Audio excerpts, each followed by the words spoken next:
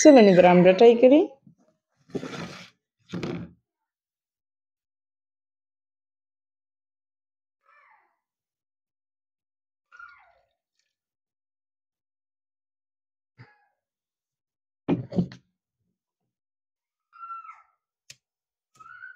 এবার মোমটাকে জ্বালিয়ে নেব।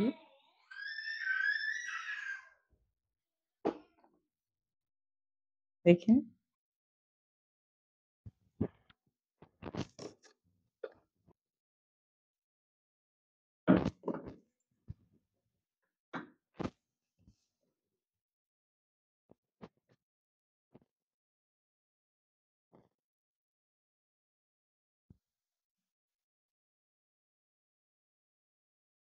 এই যে দেখেন এতক্ষণে উঠেছে, এটা আসলেই সত্যি।